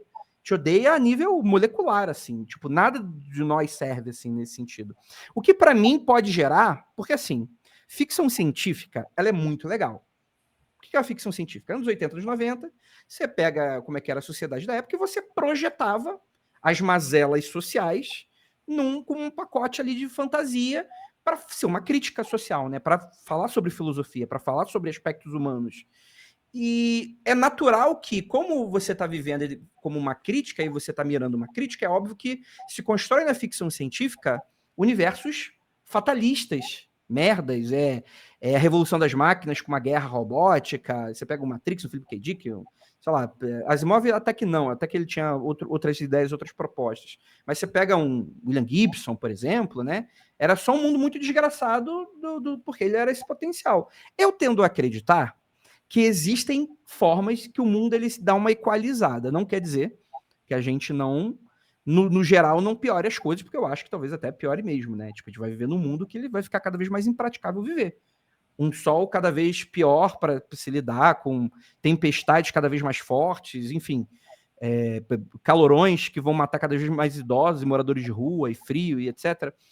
Mas quando eu paro para analisar, geralmente tem sempre os profetas do Apocalipse, geralmente eles acabam esquecendo. E aí uma pergunta que eu vou fazer para vocês, tá? Essa grande monólogo que eu estou fazendo é para levar essa discussão aqui para vocês. Eu tendo a acreditar que o mundo, ele de alguma maneira se equalize. de uma maneira, não porque o mundo espiritual, nem nada nesse sentido, quem quiser acreditar nisso, que acredite, né? Mas a gente não estaria próximo, Caio, Rafael, de uma próxima Revolução Francesa? Dentro desse aspecto? Como um brioche? Então não é o mundo que se equaliza, são as pessoas que na base da porrada vão equalizar o mundo, né? É que do jeito que tu falou, pareceu um bagulho natural, assim. Deixa rolar, que daqui a pouco Mas é as que eu coisas acho se que é arrumam. natural. Não biológico, não evolutivo, não espiritual, nem nada desse sentido. É que é natural do que, porra. Se tu dá porrada, é uma questão de força, de balanço e contrabalanço. Eventualmente, Então, coisas acontecem que estão fora do planejamento, né? Olha, se fizer uma análise histórica rápida, eu acho que o mundo tende a melhorar as situações. Porém, olhando o mesmo cenário histórico, um dos grandes motivos de onde estamos hoje, eu acho que é o aumento crescente e contínuo da tal desigualdade. Né? Se você olhar o próprio Estados Unidos da década de 70, de 60, a porcentagem de classe média era muito maior do que era hoje. E a porcentagem dos muito ricos, que hoje a gente chama de bilionários, mas na época eram só milionários, multimilionários, era menor. Então, a classe média estreitou, os pobres ampliaram em porcentagem e os multimilionários, bilionários, quase aumentaram, acho que quase 1/3 ou 2/3, um negócio assim. A porcentagem foi de 2 para 6. Não, era até maior nos Estados Unidos, era, sei lá, 10, 12%, agora tem 18, 20%, quase dobrou, assim, o negócio foi realmente muito maior. Então, a tal desigualdade é um lance. O que a gente vê nos Estados Unidos, que foi o início do papo e continua, parece que continua nesse, também é sobre isso, como o Caio disse, o Trump ganhou nessa promessa de combater a elite intelectual bilionária, né? E favoreceu o branco pobre que perdeu todas as oportunidades. Então foi uma reação popular completamente manipulada na minha observação, que se você der poder para esse cara ricão aqui, multibilionário que é o Trump, ele vai ajudar você, pobre fudido, contra os outros multibilionários que são amigos dele. Né? E as pessoas acreditam, porque acreditam no herói. E aí você tem uma reação que inicialmente, aparentemente, é para tentar dar uma equalizada, quando quem era bilionário ficou mais bilionário e quem era lascado está se lascando lá, porque agora vai ter que ir para a guerra, vai ter que financiar a guerra, vai ter que trabalhar em subempregos. Então, existe uma tendência de equalizar, mas os custos dessa equalização dependem. Pode ser que equalize em 10 anos ou pode ser que piore muito ainda. Nada é garantido, porque a história pode se retroalimentar e tal, mas isso é uma incógnita. A coisa pode piorar tanto que hoje, se a gente chegasse no estádio igual hoje, a gente falaria, nossa, hoje está tão maravilhoso, porque até ficar como hoje estamos, piorou tanto que no estádio inicial atual seria incrível, sabe? Então a coisa pode piorar muito. Não dá para saber qual vai ser o ponto de quebra, né? Isso exatamente. Qual é o mais baixo e qual é o ponto mais alto que as pessoas vão falar, nossa, que maravilha. Então a gente não sabe quanto que vai ser, mas sim, concordo contigo mais ou menos. E tem duas reações possíveis ao recrudescimento das situações sociais, das condições de vida. Tem sempre essa imagem que a gente fala de, uma hora a água bate na bunda e você abre os olhos. E eu gosto de lembrar, assim, do que foi a pandemia de Covid em relação a isso, por exemplo. Você tinha gente que negava a vacina no leito de morte. Você tinha gente que, assim, tipo, li um relato, assim, de uma mulher que se vacinou. E aí, o pai dela morreu. O pai não se vacinou, o pai acreditou no irmão. O pai dela morreu. Eles foram no funeral de máscara. O irmão não foi no funeral de máscara, pegou Covid e, na beira da morte, estava culpando ela porque tinha sido as partículas de vacina que ela tomou que tinham matado ele e o pai. Então, é nesse nível de coisa. Tipo assim, a parte dela, da família toda, sobreviveu e o cara estava na leito de morte nesse nível. Então, essa imagem de que uma hora vai ficar tão ruim que as pessoas vão reagir para um lado, eu não concordo. Eu acho que uma hora vai ficar... Pode virar fascismo. Pois é. Uma hora vai ficar tão ruim que as pessoas vão reagir. Se elas vão reagir contra quem está causando o venal de verdade, ou se elas vão reagir contra o pedido do imigrante, que não tem nada a ver com o problema social que ela está vivendo, que não é quem está roubando o emprego dele, porque quem roubou o emprego do americano não foi o imigrante, foi o dono da empresa, o dono, a elite ali, que mandou a fábrica que fabricava o que aquele homem branco produzia para a China. Não foi um imigrante que chegou do México e roubou o emprego industrial no Rust Belt, como eles chamam. E, Caio, esse detalhe que você está falando, só para dar uma adição no que você disse, não é porque ele mandou a fábrica de bicicleta para a China, não é porque ele queria vender uma bicicleta mais barata para o americano, é porque ele quis aumentar a margem de lucro dele. Que ele queria aproveitar o fato do chinês, na época, receber menos. Exato. Ele queria explorar mais o trabalhador. Se o americano pagava $100 na bicicleta, ele continuou pagando $100 na bicicleta, mas essa bicicleta agora custava 1/5 do preço, porque agora estava pagando salário na China, que na década de 90, 80 era muito baixo, mas ele não queria beneficiar o americano, ele queria aumentar a própria margem de lucro. Então não é porque ele era bondoso, né? Não. Desculpa aí. Ou ele fez automação, ele substituiu uma fábrica que tinha 20 trabalhadores com uma fábrica que tem 4 e produz a mesma quantidade ou mais, e por aí vai. Então, assim, há uma possibilidade das pessoas reagirem para o lado correto, há uma possibilidade das pessoas reagirem para o lado errado, mas vale lembrar uma coisa, a reação da população pobre afetada não resolve tudo. Porque uma vez que a população pobre é afetada, todo mundo resolveu ir para o lado certo. Já é uma suposição muito grande. O mais provável é que uma vá para um lado, outra vá para o outro. Especificamente nos Estados Unidos, por exemplo, ou no Brasil. Você está vendo isso na América Latina. Você está vendo um pêndulo. Uma hora a galera vai para o Bolsonaro, uma hora a galera vai para o Lula, uma hora vai para o Cast, uma hora a galera vai para o Boric, uma hora a galera vai para o Trump, uma hora a galera vai para o Bernie Sanders, ou para o Mandani agora. O que pode acontecer numa situação que uma parte maior da população se insurgiu é guerra. É guerra civil ou guerra revolucionária. É o fato de você ter um contingente da população que começou a criticar demais os ricos, se tornou um incômodo muito grande, e você começa a jogar arma contra essas pessoas, dar tiro contra essas pessoas. Você também está vivendo um aumento das situações insurrecionais, e a gente está gravando no meio do que está acontecendo em Minneapolis lá, porque mataram uma pessoa, mataram o René Good, uma mulher que não tinha nada a ver do Irã também, né? Você está vendo a situação no Irã, a gente viu a situação em Mianmar, a gente viu várias situações diferentes de insurgência da população. E nenhuma delas se dando uma revolução que aumentou o imposto sobre os ricos e melhorou a situação dos mais pobres. O que na prática a gente viu é que a repressão venceu todas elas por enquanto. Então tem um risco também disso tudo acontecer, as pessoas lutarem, as pessoas perderem. Ou uma primavera árabe, né? Transformar num grande igreja da Universal esse país também, né? Eu acho que a tendência é ter mais luta. Quem vai vencer ela é que a gente não tem como saber. É o que você diz. Eu tenho como saber. Porque eu vou ver na astrologia o que vai acontecer. Cara... Aí, Andrei, é um trabalho para você jogar o tarô. Olha aí. Não, eu não vou jogar, não. Porque, quer dizer, ou eu posso jogar e só eu vou saber, né? Ou vou ganhar tudo sozinho ou me fuder sozinho, porque tá tudo errado. Eu queria muito terminar esse episódio com uma positividade. Por isso que eu fiz essa pergunta.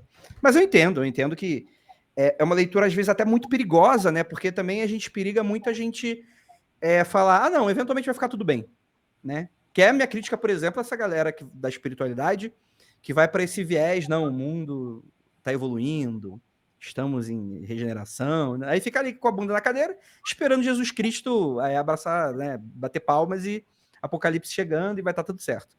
Mas, ao mesmo tempo, eu acho que é importante a gente sonhar um pouco, né? Ter uma plataforma de onde a gente consiga extravasar um pouco disso. Então, eu queria, talvez, mesmo que seja pequeno, soluções não de longo prazo, porque aí qualquer pessoa fala revolução, mas é aquilo, né? A revolução que funciona é a minha, né? É o que das coisas que eu acredito, etc. Eu queria de vocês uma solução que seja mais pessoal, porque a gente entende que nesses grandes momentos históricos nós temos pessoas que, sei lá, você vai sair hoje para uma eleição, hoje é dia de eleição, hoje não, esse ano é dia de eleição. Esse ano é dia de eleição, é foda. E eu sinto que, independente do que a gente faça, é muito difícil, às vezes, mudar um quadro, um cenário, um momento histórico e etc. Mas o que vocês acham que, a nível pessoal, as pessoas conseguem, talvez, melhorar um pouco o estilo de vida e, pelo menos, estarem preparadas para o momento em que, de fato, a gente vai ter que pegar em armas? O que vocês... O que vocês... Rafael, o que você acha? Você acha que tem alguma coisa que a gente pode fazer? Cara, eu vou falar o seguinte.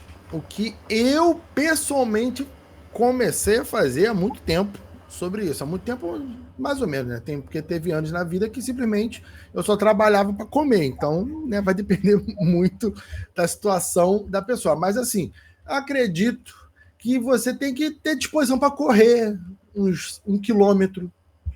Né? É bom, né? Subir uns 6 lances de escada sem ter um infarto. Então, acho importante. Mas tá falando que a pessoa não pode ser gorda. Meu querido, eu conheço muita gente gorda no jiu-jitsu que corre, que luta com 50 minutos, não é o peso da pessoa que eu tô falando. Tô falando de disposição, pô. Tem que ter disposição. Disposição para porradaria franca. Disposição para ou correr, ou se precisar sair no embolo e você não se machucar porque alguém deu um soco na tua barriga e tu morrer. Então, assim, eu acho que fisicamente todos nós não vai fazer mal você ter um preparo físico mínimo para a sua vida. Eu acho que isso é muito importante. Segunda coisa, eu acho que a gente tem que aprender a fazer coisas básicas. Sei lá. Acender uma fogueira com fósforo. Mesmo com fósforo. Sabe? Fazer um arroz, fazer um feijão, comer uma lata de sardinha para ver qual o gosto daquilo ali. Fazer uma comida de vez em quando, aprender a fazer. Porque a gente sabe disso. Tem gente que tá me ouvindo aqui que nunca fez um miojo. E ainda quando se arriscou a fazer o miojo, fez um miojo ruim. Então, assim, você tem que saber morar sozinho, gente. Tem que saber morar sozinho. Tá? Fazer um curativo, né? Não é necessariamente dar um ponto em você, mas, porra, saber um remédio, tá com dor de cabeça, não perguntar à tua mãe, tua mulher sobre o que é, no seu marido. Você tem que saber coisas de base. Basicamente, eu tô falando assim, seja um adulto funcional que consiga correr 1 quilômetro. Eu acho que isso já é uma grande coisa no mundo de hoje, onde todo mundo está extremamente descansado. Se você financeiramente ganha um pouco melhor, tal, tem um recurso guardado. Entendi.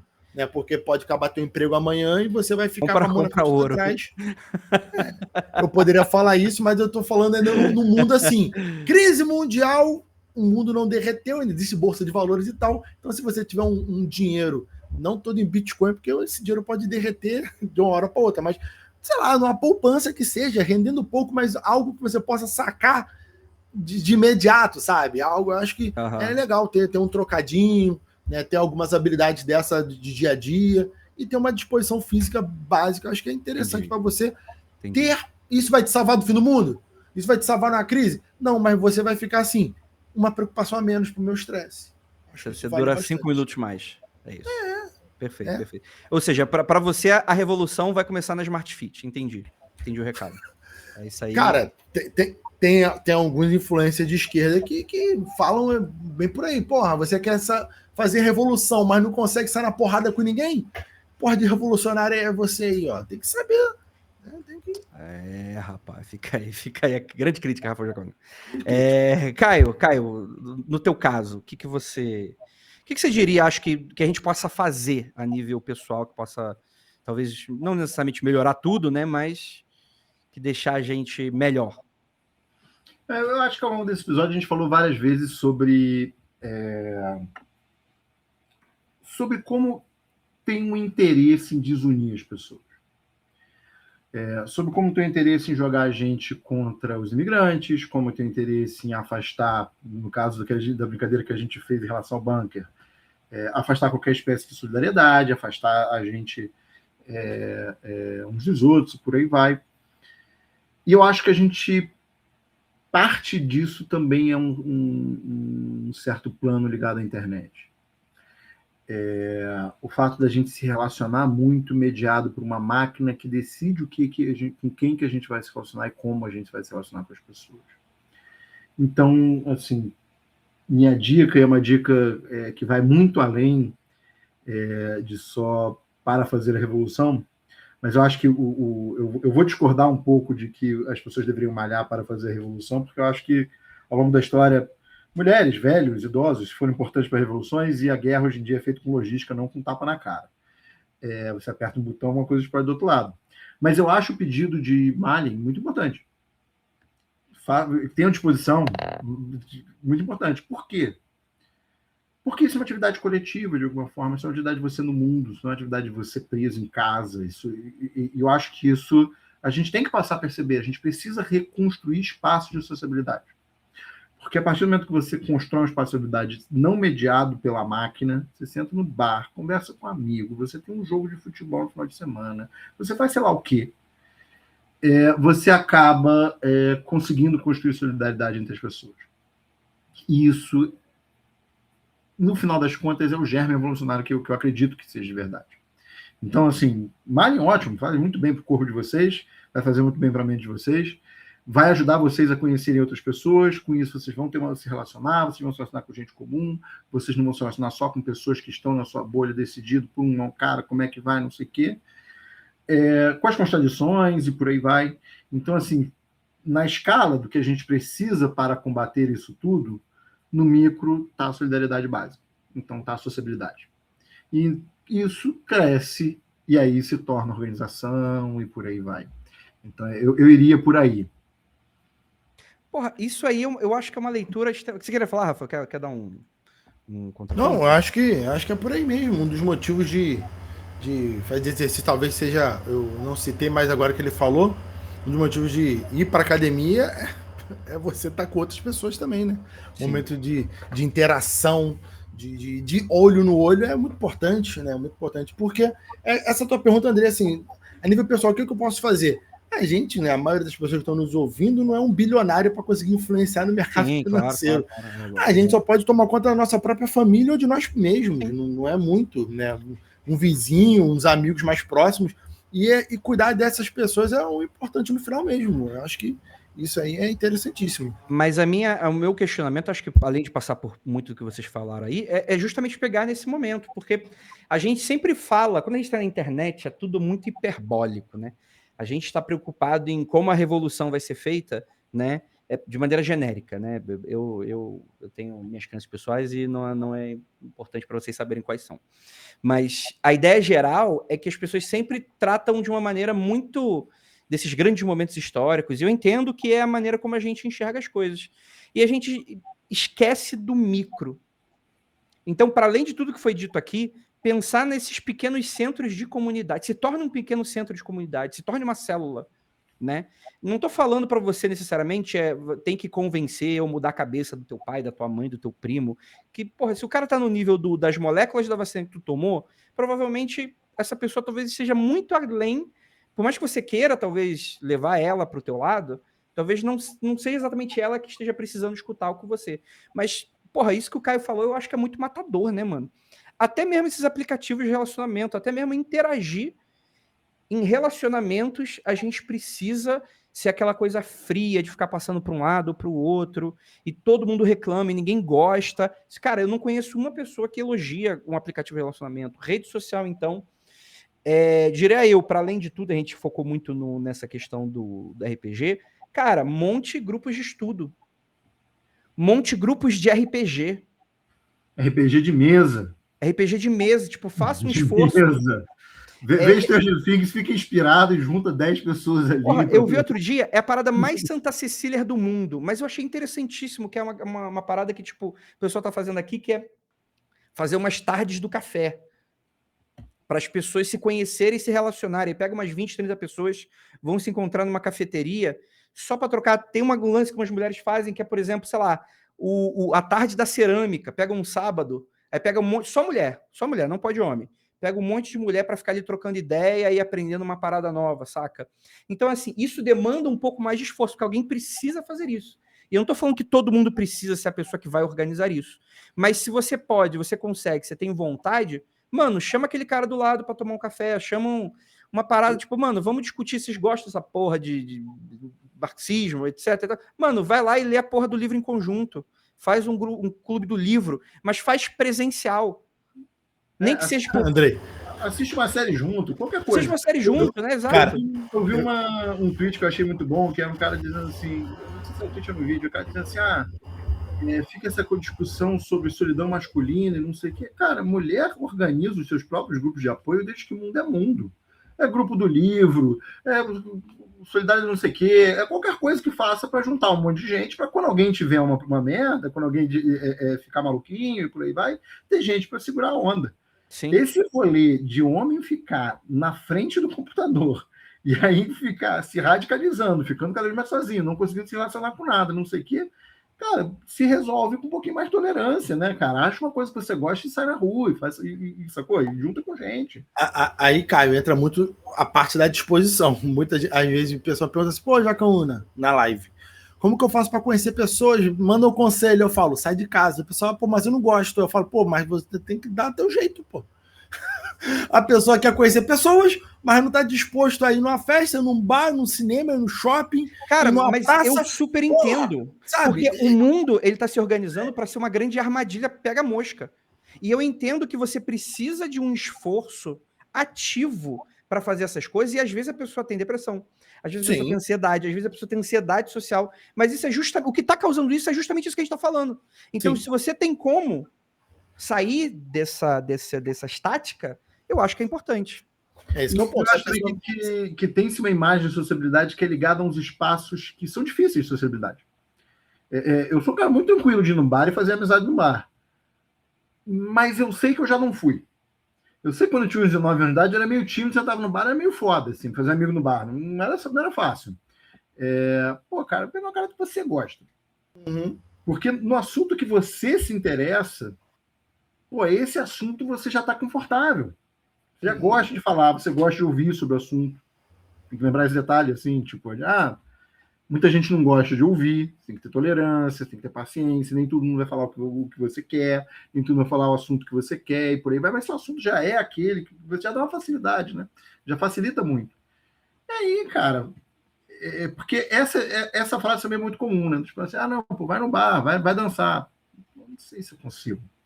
Mas todo mundo tem um interesse qualquer que a pessoa já é confortável em estar nesse interesse, já está imerso nesse interesse. Sim. Todo mundo gosta de algum assunto que sobre aquele assunto ali ele está de boa de ouvir e falar. Mano, mesão de Magic.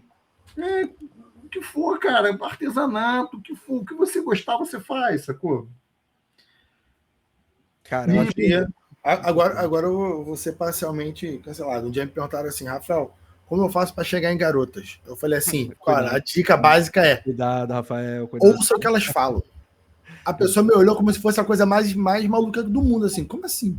Eu falei assim, você puxou um assunto, escuta e interage. Dependendo do que a pessoa falar, tu interage. A pessoa me olhou com a cara, tipo... Ouvir? Aí eu falei, pô. Se tu não conhece a pessoa, deixa ela falar alguma coisa, depois tu responde. Mas presta atenção no que a pessoa tá falando. Aí a pessoa, tipo... Tem deve funcionar, né? Funciona. Funciona. Tem um jeito, cara. Tome banho. Que a história de vida dele é super engraçada. Eu até botei ele como personagem de uma série que um dia eu vou conseguir produzir. Ele se chama Chris Voss. Ele é coach de negociação. E ele ficou um tempão no FBI, ficou um tempinho no auxílio ao suicídio. Eu ligava para ele, para dizer estou muito mal, não sei o que, ele tentava convencer a pessoa a não se matar. E depois ele ficou no FBI como negociador de sequestro. E ele saiu de lá para ser coach de negociação, de fazer negócio e tal, contratos e tal. Tudo porque ele tinha essa experiência. E é super engraçado que a maior dica que ele diz é o seguinte, você tem que aprender o que o cara quer. Se você quiser fazer um bom contrato, você tem que aprender o que o cara quer. Então, para você aprender o que o cara quer, você tem que ouvir. Mas você só pode ouvir se ele falar. Então você tem que falar o mínimo possível necessário para a pessoa continuar falando. E aí a dica que ele deu é o seguinte, e é uma coisa tão boba, mas ele aplica de um jeito tão bem, tão direito, que qualquer pessoa acha que ele é o cara mais sociável do mundo, ele vira e diz, repete a última palavra que a pessoa falou com uma interrogação no final. E aí, tipo, acabei de falar essa frase. Com uma interrogação no final? Aí a pessoa, simplesmente o fato de você pegar a última palavra e repetir como se fosse uma frase, é mesmo? A pessoa vai falando, de repente a pessoa falou a vida toda pro cara, o cara não falou E tu paga de interessado ainda, hein? Paga de interessado ainda. E no final das contas, o resultado prático dele fazer isso tudo ele era a pessoa mais amável de todos. Ele não falava uma palavra sobre si. Ele não dizia quem era, ninguém sabia quem ele era. Ele chegava no lugar, ficava só repetindo a frase, e de repente todo mundo achava ele o cara mais simpático do mundo. Ponto. Extremamente funcional e exatamente isso que você sugeriu, Rafael. Eu aprendi a ouvir, cara. Eu aprendi isso num seriado muito famoso que o cara falava assim, é mesmo? E a pessoa fala, e você escuta, você presta atenção. A diferença é que eu prestava atenção, fazia, é mesmo? E a pessoa, nossa, como você gosta de ouvir, eu... O carioca tem umas ferramentas ótimas para isso, que ele fala assim, pode crer. Pode crer. O carioca já é. O carioca já tem, já... O pode crer, ser vírgula, assim, a pessoa fala, pode crer. Porra, pode crer. Que serve para qualquer contexto, exatamente. Perfeito. Cara, amigo que se ele falar mais pode escrever num papo de bar é porque ele tá entediado. Porque ele quer ser o mais gostado do mundo, então ele tem que ficar falando pode escrever para a pessoa, não importa o que assunto seja. Pode escrever. Perfeito. E com essa dica de como pegar mulher e homem que você quer, e pessoa sem gênero, terminamos mais um episódio. Olha, com um pouquinho de energia lá em cima, hein? Com um dever de casa aí pro pessoal. Dever de casa. Pode crer. É mesmo? Exatamente. Eu duvido que o Vira Casacas tenha uma dica dessas aqui no final do episódio. Duvido. Não chega nem perto. Um abraço aí pro pessoal do Vira Casacas. Acho que o Caio tá sempre lá, etc. Caio, fala um pouquinho aí onde que o pessoal te encontra. Então, o pessoal me encontra no Blue Sky. E basicamente aí, no Blue Sky. Eu ainda vou lançar um podcast meu e tal, mas Vira Casacas também eu apareço bem regularmente. Perfeito. Rafael, você quer onde que o pessoal te encontra? Ou você não quer ser encontrado pelos AJ? Jaca Freak. Cara, eu não sou monarca, não, pô. Pode me encontrar aí. Tá? Eu sou tranquilo, sou legal. Às vezes eu sou careca. Então, quem tem problemas capilares, me procurem, que eu não tenho dica. Eu tenho solidariedade para oferecer. Tá? Que às vezes é o que importa. Às vezes é o que importa. Às vezes que importa. No outro dia na academia eu olhei para um camarada lá e falei assim para ele, cara, você é careca da mesma forma que eu. Tu não tem cabelo aqui no meio e tem cabelo do lado. Raspa, você parece ter uns 45 anos, pô. Aí o cara virou para mim, poxa, sei lá, raspar a cabeça, fico meio assustado. Aí eu falei, pô, tu parece ser mais... Aí eu falei assim, tu parece que tá mais velho do que eu, tu deve ter minha idade, né? Aí o cara virou para mim e falou assim, pô, eu tenho 30 anos. Ele é 10 anos mais novo do que eu. Eu acho que ele tinha a mesma idade do que eu. Eu falei, cara, tu tá acabado, raspa a cabeça. Aí, uma semana depois eu encontrei na academia, ele tava com a cabeça raspada. E melhorou realmente a aparência dele. Olha aí, ó. Admitir o que tem dentro de você, ao invés de esconder. Tem um tal de Jung que falava sobre isso, né? Não voltar recalcado, você precisa mostrar pro mundo, né? É isso aí. Colocar o piro pra fora, dar um tapa no chefe. É isso aí. As dicas aí pra vocês aí. Não vai dar nada de errado, gente. Um abraço para todos vocês que ficaram até aqui. Aquilo, não olhem para trás. Até, pessoal.